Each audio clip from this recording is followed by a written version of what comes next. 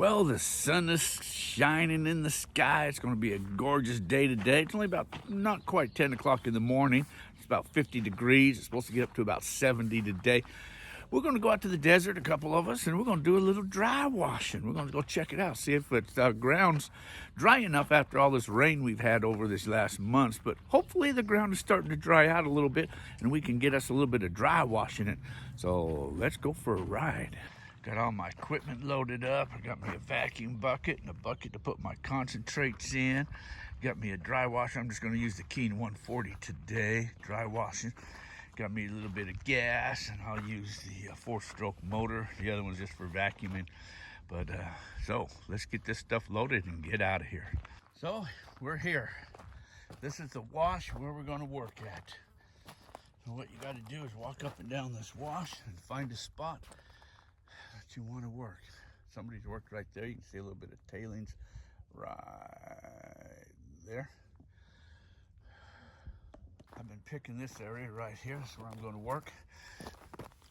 It's got some rocky layer in there. It's still a little damp, but doesn't really stick together too bad. So that's where I'm going to start at. And I don't know what everybody's doing there.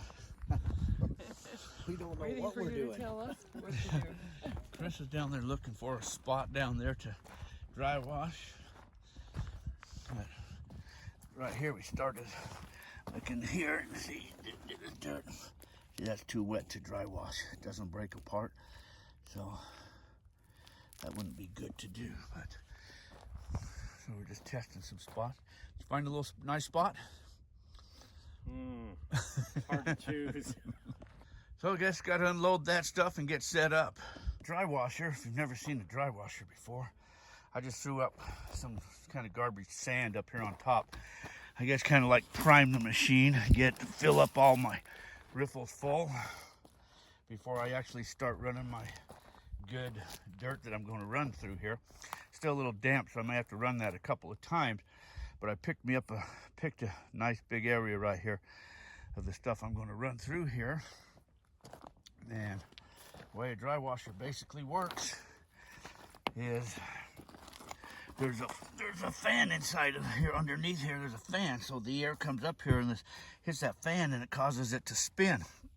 And then there's a counterweight on that fan, and the counterweight throws it out of balance, and that's what causes your shaking action here. The riffles on a dry washer are backwards than it is on a regular sluice box, and that's because as the dirt and the heavies are coming down the gold, they get stuck in the riffles right there. And then there's generally a dead air space, so once it gets in there, it won't blow that back up. So the fan kind of puts everything in suspension, blows all the stuff up, and then the shaking action causes the heavies to shake, to settle out, and then they'll get stuck in these riffles. And if there's any gold in there, we'll get some. So let's fire this bad boy up and get to shoveling.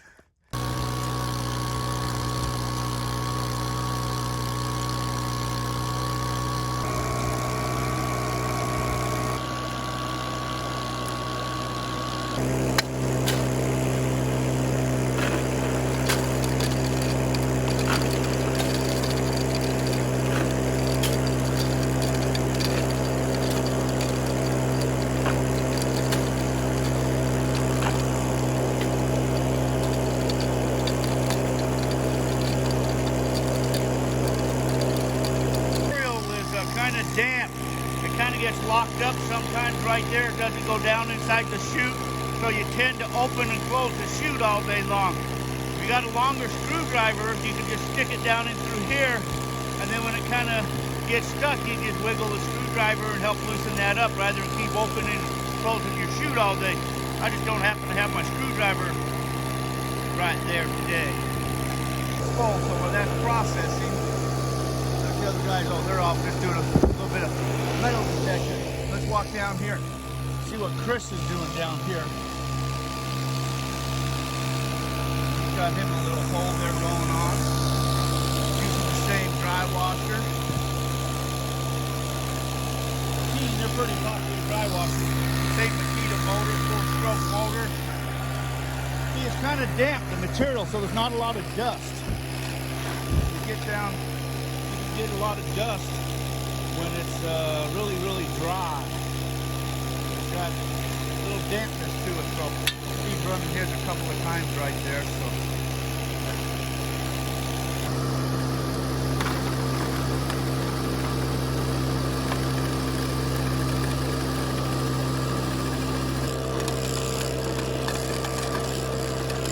See, that's kind of damp.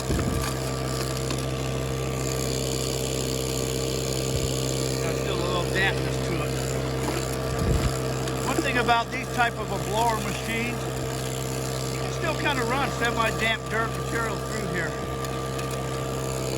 Since my material is a little on the dampish side, I'll shovel a couple shovelfuls of that up into my hopper. And then on my tailings that's already come through, I may shovel a couple of that. I don't really like to run my tailings twice because it is damp, so I kind of mix it, and that helps it run a lot better. So I'm going to stop and do a cleanup now. Shut this down. I've been running for, I don't know, probably about 30 minutes. It's going to be a nice tailing pile. I'm going to make some nice of that. I just idled my motor down. It's always best to start them at idle and shut them off at idle, kind of give it a chance to cool down, I guess, a little bit. At least that's what I've been told, so it's not what I've always done, the part cold start or whatever. So I tend to do that. Let me clean this tray up now. Sometimes you can just kind of shake these back, and if there's any big nuggets, you'll see the big nuggets in there. I don't see no big nuggets. They're hard to find though. You really won't find them until you put that back in there. Clean this back up. Show you in here. See, there's a fan in there. That's a fan, and there's a counterweight right here that throws that out of balance.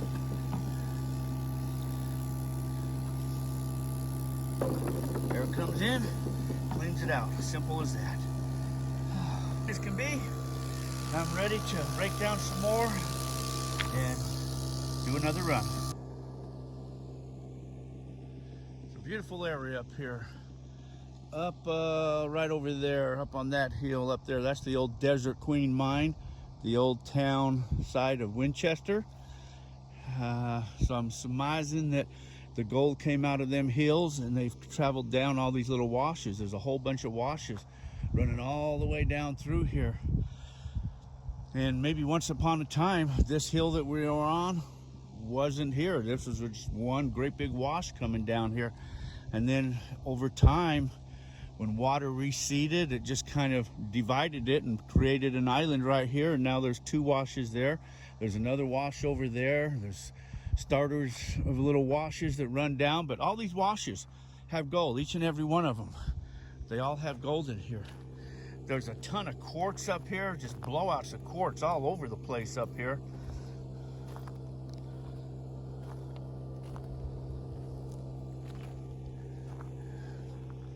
It's a beautiful area.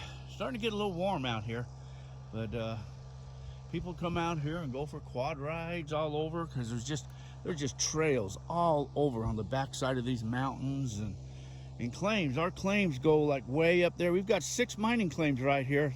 There's some way up there and they come all the way down through here, and we're on them here, and they go back down this way down and through there and over into there. So this is quite a big area for prospecting through here. Let's say all these quartz blowouts, they're everywhere through here. Gold comes out and works its way down into the washes. And that's what we're getting, is the gold that's worked its way down into the washes. Sometimes you see big pieces of quartz. I like to take them home. They make good yard art.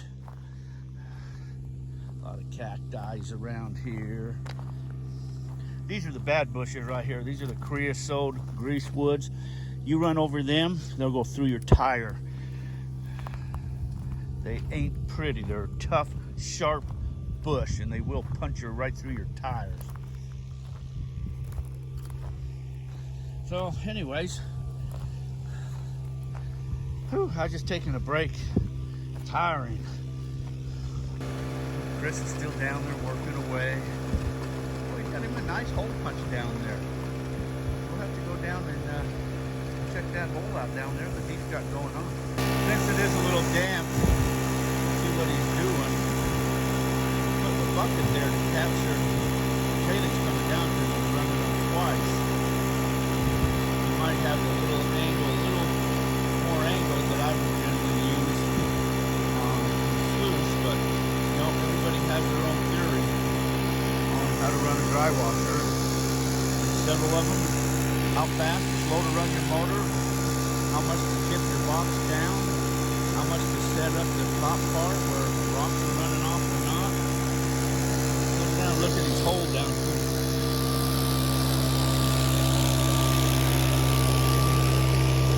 It looks pretty. You see sand, you see all the roots down in there, and then you see the other little rocks. They're smooth, so you know, a lot of these rocks have had water on them when they're smooth, but you got sand, you got clay. There's clay.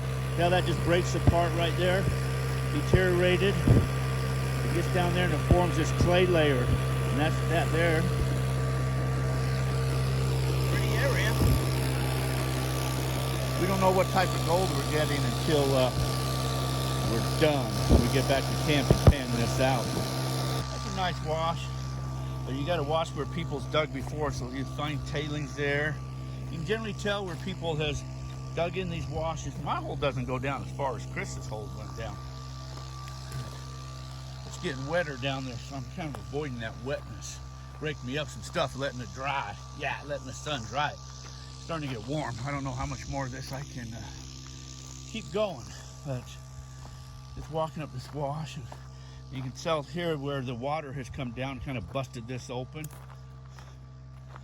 from the force of the water. See, this is tailings here. These are all tailings. Somebody's dug this whole bank out right there. So if you were digging, I would say you just finish that on and continue that on both sides. Well, this is the tailing side. Everybody tends to throw their tailings. All this is all tailings. This is all tailings in here from years and years ago, but for some reason people tend to throw their tailings up on the areas of where they're digging at, and because I guess that's the lowest spot when you start to dig, so it's easier to throw stuff on the low spots rather than the high spots. But then as you start to dig and you start to follow the channels down and go down, you seem to always go where you threw your tailings at. But we don't ever know that when we're digging in through here. You can see it's just this white stuff. It's like I would almost call it a deteriorated caliche. See, this is caliche right here. That's what those are. And I think what happened, this probably was a lake bed, this whole entire area, and it just deteriorated. And that's why the dirt's kind of powdery dirt, and it's got some other rocks mixed in with it. But that held the gold, that kind of like a false bedrock. The caliche layer in there. You see, those are tailings. Those are tailings.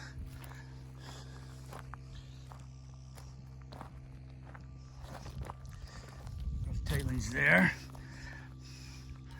That's that dark black ass purple quartz. These are all metal detectable. See, more tailings there. Tailings there. Oh, there's some big piles of tailings there. Two big piles right there and there. And then you see where they throw rocks up on the bank. So that's always a sign where people's digging. There's another big pile of tailings right there.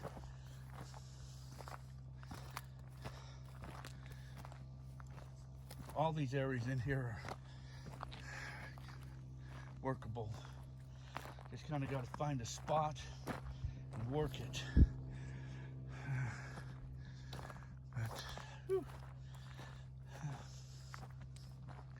More tailings right there.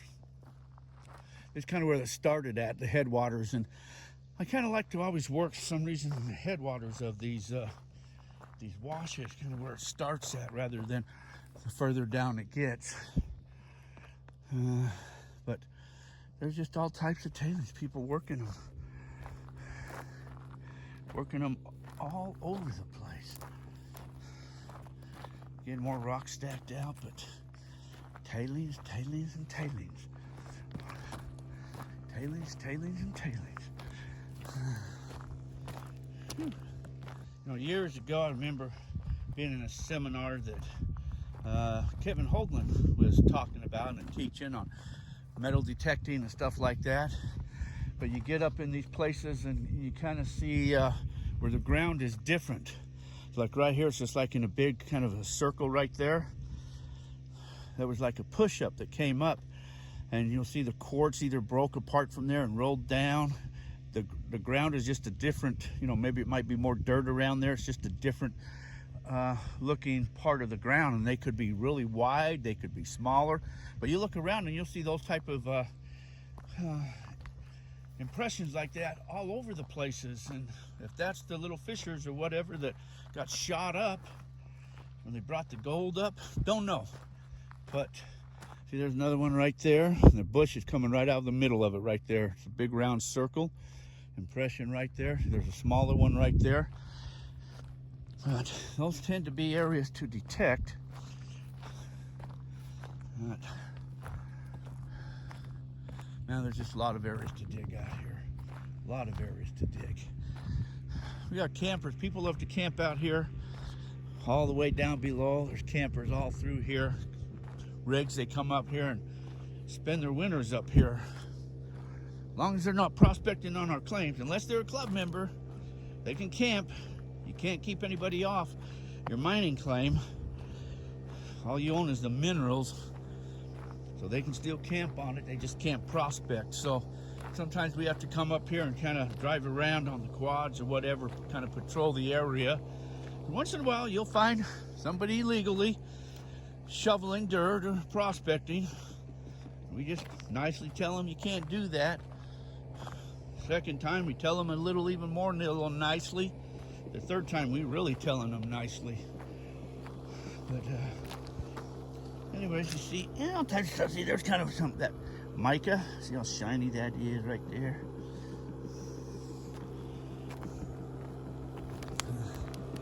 But I think I'm about done. I don't know if I'll do any more runs or not. I think I will just sit and watch old Chris work. Look at that quartz right there. There's a nice dark quartz, orangish quartz. Get a purple and black in there. Shiny. Look at all that gold that could have been in there. Oh man. Pretty, huh? Pretty, pretty. These washes, you just find like these right here. These little iron nuggets. Probably hematites, what they are. I don't have a magnet with me, but that's probably what they are. Black sand. Crush that down. These are all up and down through. It's a good sign for gold when you see these here too. But you find a lot of them up through here. I think the deeper I go, the wetter it seems to keep getting. So I'm having a harder time running this stuff. You can see how it's kind of damp up here. It's more wet. What happens is these bigger pieces of dirt clogs will come down through here. And they will grab onto the piece of the gold and carry them on out. That's another reason I like to run my tray a little more flatter, to give it as much time as possible to stay up on this tray before it actually falls off. It kind of helps dry it as it's gold and dirt. Hopefully the gold will get caught down inside there and stay there. Just about done running this here though.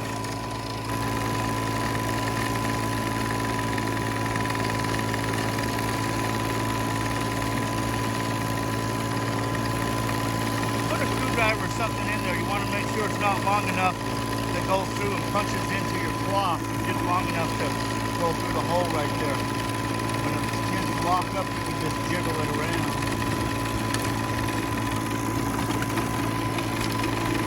One thing a lot of people do is on this chute, they open and close it.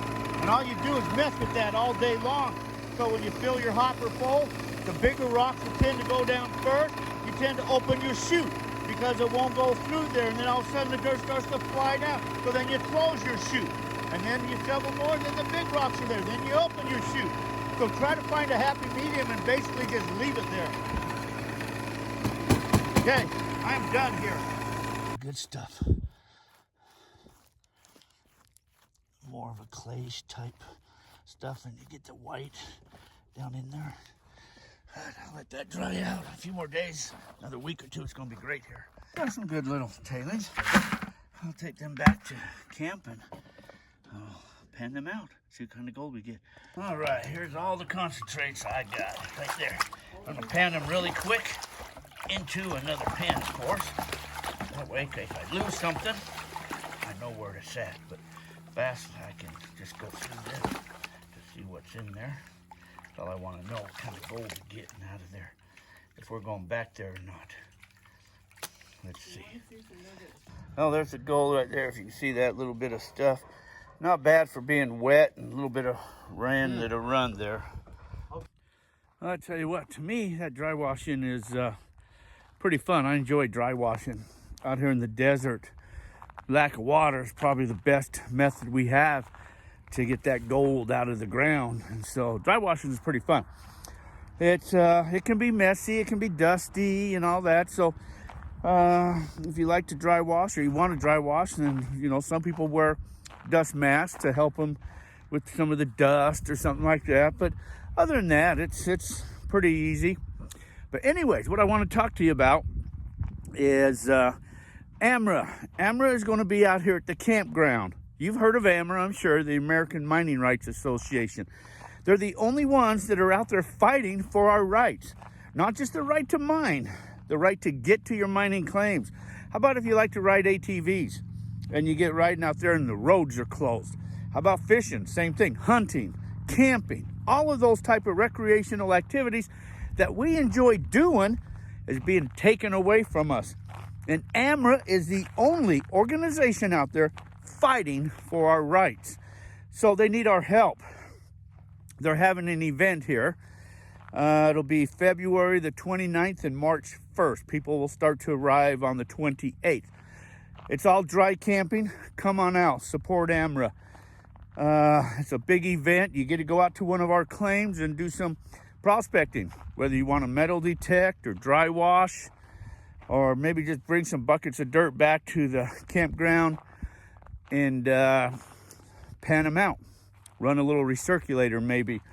But you need to come out here and support Amra. If you live, especially if you live in Arizona and you are a part of a prospecting club, you need to tell all your club members they need to get out here and support your club. Let's see what type of clubs can get out here in Arizona. What's the biggest clubs they have here in Arizona? There's a few big ones.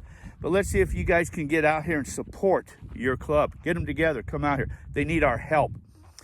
They do raffles, giveaways. They got some really cool prizes. From what I've heard that AKAU is giving them a trip to raffle off. Roaring Mining Camp. White's is giving the brand new metal detectors, not even released yet. Mine Lab is giving away some stuff. So there's going to be a lot of cool prizes, whatever else. Last time I heard there was only like 30-something people registered to come out here. So you know what that means? That means Mom got a good chance of winning some good stuff. So maybe you guys shouldn't be coming out here. No. Anyways, no, you guys need to come out here, support this event. Support Amra. Let's see how many people we could get here. It'd be awesome if we could get a couple hundred people out here. We just opened up a place here. They got a metal detecting hunt here. We just opened up probably over an acre area here for them to hold their metal detecting hunt on.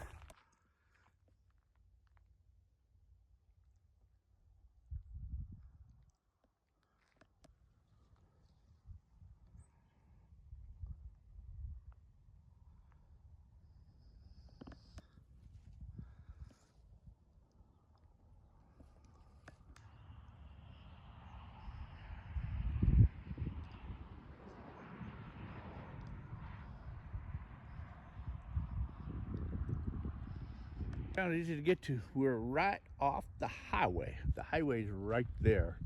Just pull right on in.